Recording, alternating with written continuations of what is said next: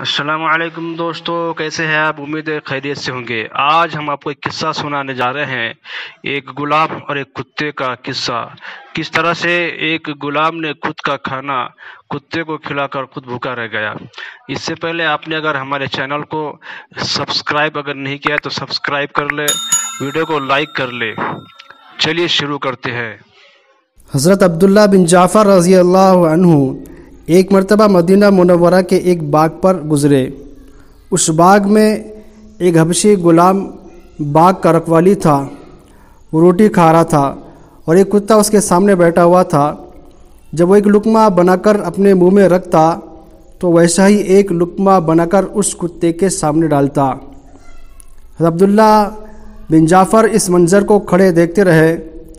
جب وہ غلام کھانے سے فارغ ہو چکا تو یہ اس کے سامنے تشریف لے گئے، اس کے پاس پہنچے، اس سے دریافت کیا کہ تم کس کے غلام ہو؟ اس نے کہا کہ میں حضرت عثمان رضی اللہ عنہ کے وارثوں کا غلام ہوں۔ انہوں نے فرمایا کہ میں نے تمہاری ایک عجیب بات دیکھی۔ اس نے عرض کیا آقا تم نے کیا دیکھا؟ فرمانے لگے تم جب ایک لقمہ کھاتے تھے ساتھ ہی ایک لقمہ اس کتے کو دے دیتے۔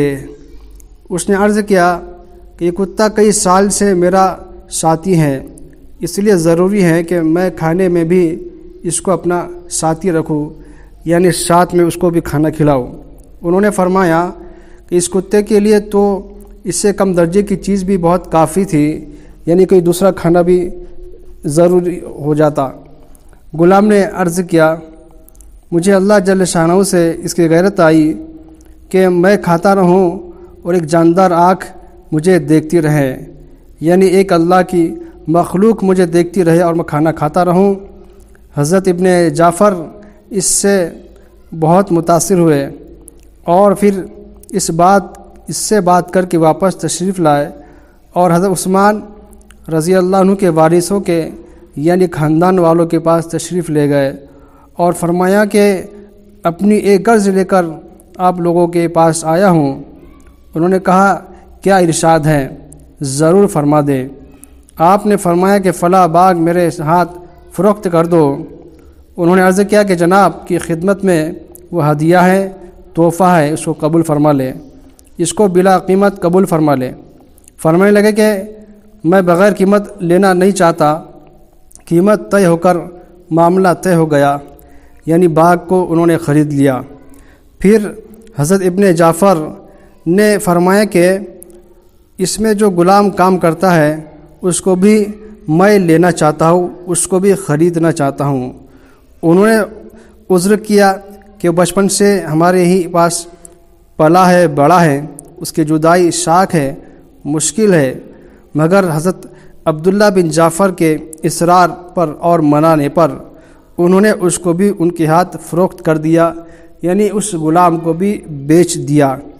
یہ دونوں چیزیں باغ، باغیچہ اور غلام خرید کر اس باغ میں تشریف لے گئے اور اس غلام سے فرمایا کہ میں نے اس باغ کو اور تم کو خرید لیا ہے۔